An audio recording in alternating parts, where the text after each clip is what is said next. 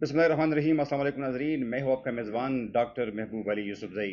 नाज़रीन, इस मुल्क में जो इंतखाबात करीब आ रहे हैं तो नए नए इंकशाफात सामने आ रहे हैं। सबसे पहले हम बात करेंगे ख्वाजा आसिफ के उस बयान की जो कि गुज़िश्ता रात उन्होंने पाकिस्तान के मारूफ तरीन प्रोग्राम कैपिटल टॉक में मेज़बान हबीब मीर साहब से गुफ्तगू करते हुए कही। उनका ये कहना था कि जिस वक्त जनरल बाजवा की एक्सटेंशन की बात हो रही थी तो उस पर हमारी पार्टी में काफ़ी तवील गुफ्तशुनीद हुई, और जब हमारी पार्टी ने यह फैसला किया कि जनरल बाजवा को एक्सटेंशन देने के हक में वोट दिया जाएगा तो उससे पहले ख्वाजा आसिफ का ये दावा है कि उनसे रब्ता किया गया मुख्तलिफ हलकों की जानिब से, और उनको ये ऑफ़र की गई कि अगर आप जनरल बाजवा के एक्सटेंशन के हवाले से उनकी बात मानेंगे तो इसके बदले पाकिस्तान मुस्लिम लीग नून को दो ऑफ़र्स की गई थी। ख्वाजा आसिफ के मुताबिक सबसे पहले उनको ये ऑफ़र की गई थी कि उन दिनों में जून जुलाई तक जो पंजाब की हुकूमत है वो पाकिस्तान मुस्लिम लीग नून को दी जाएगी। दिसंबर में जो वफाक की हुकूमत है वो भी पाकिस्तान मुस्लिम लीग नून के हवाले की जाएगी। ख्वाजा आसिफ का ये कहना है कि उसके बाद जब उनकी बात उनके कायद मियाँ मोहम्मद नवाज शरीफ से हुई तो मियाँ मोहम्मद नवाज शरीफ ने किसी भी फेवर को लेने से इनकार कर दिया। ये बहुत बड़ा इंकशाफ है, और यकीनन इसके जवाब में जनरल बाजवा को अपनी जो पोजीशन है वो ज़रूर वाज़ेह करनी चाहिए। लेकिन एक बात जो कि बार-बार कही जाती है कि मुक़्तदर हलकों ने अब पाकिस्तानी सियासत में मुदाखलत बंद कर दी है। अब उसका अमली मुज़ाहिरा करने का वक़्त भी आ पहुँचा है। यकीनन पाकिस्तान की सियासत वो सियासत है, पाकिस्तान उन जमहूरियतों में शामिल है कि जहाँ पर आज भी जमहूरी इदारे, जमहूरी पार्टियाँ और यहाँ की जो जमहूरियत है वो आज़ाद नहीं मानी जाती। पाकिस्तान की सियासत में आज भी एस्टेब्लिशमेंट का किरदार उतना ही है जो कि शायद आज से 10 या 20 साल पहले हुआ करता था। यकीनन इस मुल्क ने अगर तरक्की करनी है तो हमने बांग्लादेश, हिंदुस्तान अपने पड़ोसियों की तरह अगर तरक्की करनी है तो सबसे पहले अहम काम ये करना होगा कि इस मुल्क में जो जमहूरी रिवायात है उनको अपनाना होगा। इसके बगैर शायद कोई चारा नहीं है कि ये मुल्क तरक्की करे।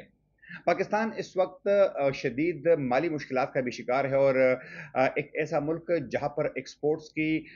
मकदार बहुत कम हो, इम्पोर्ट्स बहुत ज़्यादा हो, तो कब तक ये मुल्क जो है ये बैरूनी कर्ज़ों, बैरूनी इमदाद पर इन्हिसार करता रहेगा। 75 साल हो गए हैं, हमने आज तक अपनी इंडस्ट्री को कितना प्रमोट किया है, पाकिस्तान ने अपने इदारों को कितना मुस्तहकम किया है। क्या पाकिस्तान चंद अफराद का नाम है या पाकिस्तान इदारों का नाम है? दुनिया में सिर्फ वही ममालिक तरक्की करते हैं जहां पर इंडिविजुअल्स के अलावा, अफराद के अलावा इदारे तरक्की करते हैं। और फिर एक इदारा तरक्की नहीं करता, फिर दो इदारे तरक्की नहीं करते, बल्कि मुल्क के अंदर जितनी भी आईनी जमहूरी इदारे होते हैं साथ में पैरल तमाम इदारे तरक्की करते हैं। तो यही हमें एक आगे फॉरवर्ड देखना होगा, हमें इस मुल्क की जमहूरी और जमहूरी रिवायात को पिनपना होगा और उनमें उनको मजीद तरक्की देना होगी। इसके अलावा नाजरीन, आप सब ने ये खबरें देखी है, और अब तो तकरीबन उसको 4-5 रोज़ हो गए हैं कि इमरान रियाज़ खान जो है, जो कि पाकिस्तान के एक मरूफ यूट्यूबर है, वो अब रिहा हो गए हैं, अपने घर पहुंच गए हैं। लेकिन उनसे मुलाकात करने वालों में जितने लोगों से हमारी बात हुई है तो सबका ये कहना है कि जिस्मानी तौर पर इमरान रियाज़ खान बहुत कमज़ोर हो गए हैं, जबकि वो अब रवानी के साथ बोल भी नहीं सकते। मंसूर अली खान जो कि पाकिस्तान के एक बहुत माने जाने सहाफ़ी है, जब उनकी मुलाकात इमरान रियाज़ खान से हो गई तो उनका ये कहना था कि इमरान रियाज़ जो है वो तकरीबन 90% बातें जो है वो नहीं कह सकते, वो इशारे कनाइयों से लोगों को समझाने की कोशिश करते हैं क्योंकि वो रवानी से बोल नहीं सकते। साथ में उनका ये कहना था कि इमरान रियाज़ जो है उस पर किसी किस्म की जिस्मानी तशद्दुद के आसार तो नुमाया नहीं है, लेकिन ज़हनी तौर पर वो इस कदर दबाव का शिकार है कि वो कई बातें भूल जाते हैं, उसको दोबारा रिकॉल करने की कोशिश करते हैं, जबकि उसका वज़न जो है वो भी 15 से 20 किलोग्राम तक कम हो गया है। इमरान रियाज से उनकी बातों से हम इख्तिलाफ कर सकते हैं, और यकीनन हमें उनकी कई बातों से इख्तिलाफ भी है। एक पार्टी की लाइन लेकर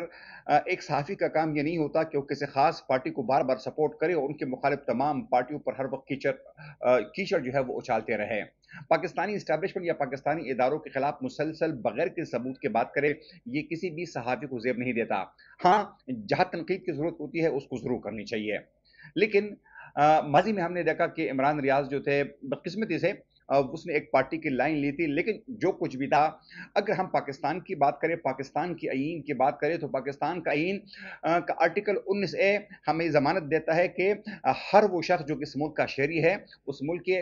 अंदर उनको आज़ाद इज़हार राय,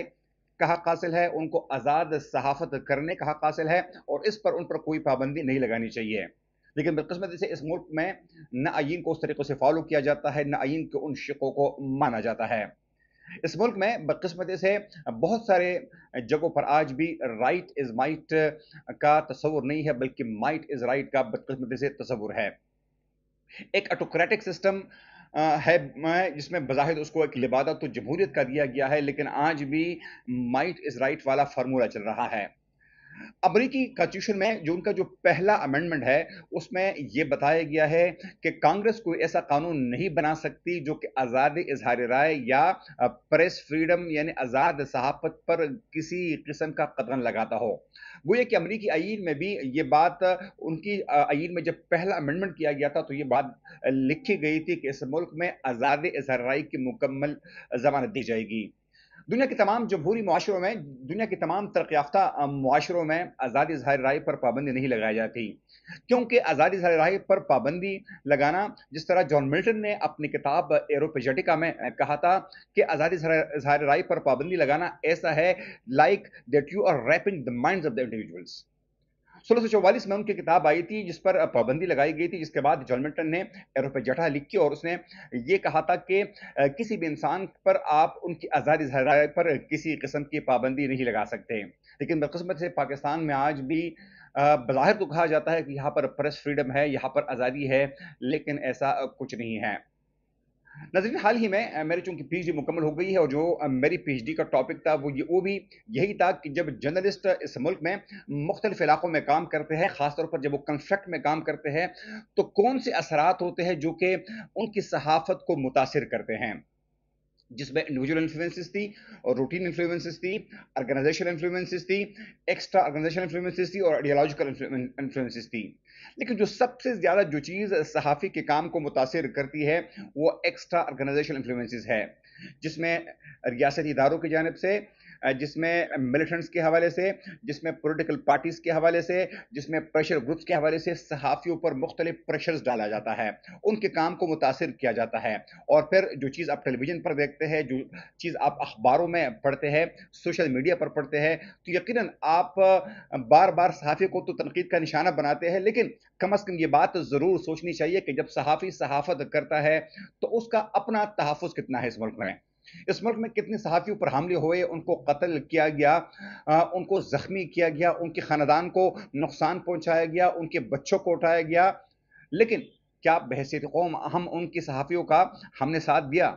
حمید میر پر فائرنگ ہو جاتی ہے، اسد علی طور کو اٹھایا جاتا ہے، ابصار عالم پر فائرنگ ہوتی ہے، عمران ریاض کو اغوا کیا جاتا ہے، مطیع اللہ جان کو اغوا کیا جاتا ہے۔ پاکستان میں گزشتہ 20 سالوں کے دوران 130 صحافی جو ہے وہ قتل ہو چکے ہیں۔ کیا بحیثیت قوم ہم نے ان صحافیوں کے لیے کوئی آواز اٹھائی ہے؟ تو یقیناً بحیثیت قوم ہمیں بھی اپنا کردار ادا کرنا ہوگا۔ اس ملک میں اگر ہم آزاد صحافت چاہتے ہیں، اس ملک میں اگر ہم جمہوری روایات کو زندہ رکھنا چاہتے ہیں، تو یقیناً صحافیوں کا ساتھ دینا ہوگا۔ اور جو اس وقت الیکشنز ہو رہے ہیں، تو تمام جو سیاسی پارٹیاں ہیں ان کو کم از کم اپنی مینیفیسٹو میں یہ بات شامل کرنی پڑے گی کہ جب اگر ان کو حکومت ملتی ہے، اگر وہ حکومت میں آ جاتے ہیں، تو یقیناً ان کو صحافت کے لیے کوئی اسٹریٹجی، کوئی پالیسی دینی چاہیے کہ وہ اس پالیسی پر عمل درآمد کریں گے۔ بدقسمتی سے پاکستان کی سیاسی پارٹیاں جب اپوزیشن میں ہوتی ہیں تو آزاد صحافت کا نعرہ ضرور لگاتی ہے، آزاد صحافت کے سلوگن کا نعرہ ضرور لگاتی ہے، لیکن جب حکومت میں آتے ہیں تو پھر اس ملک میں پی کا جیسے کالے قوانین سامنے آتے ہیں، پر ان پر پابندیاں لگائی جاتی ہے، پھر ان کو جکڑا جاتا ہے، پھر ان کو گرفتار کیا جاتا ہے، پھر ان پر اشتہارات بند کیے جاتے ہیں، تو مختلف حربے جو ہے وہ استعمال کیے جاتے ہیں۔ جب تک اس ملک میں، یاد رکھے گا، جب تک اس ملک میں صحافت آزاد نہیں ہوگی، آزاد رائے کا اظہار نہیں ہوگا، تو اس وقت تک اس ملک میں جمہوریت نہیں پنپ سکتی۔ یقیناً جمہوریت اور آزاد اظہار رائے یا آزاد صحافت کا ایک دوسرے کا چولی دامن کا ہاتھ ہے۔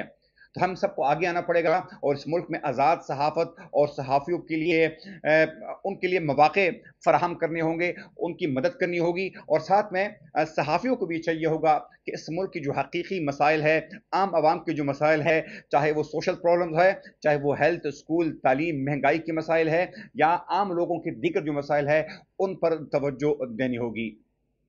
اگلے پروگرام تک اپنے میزبان ڈاکٹر محبوب علی یوسف زئی کو اجازت دیجیے۔ اللہ حافظ۔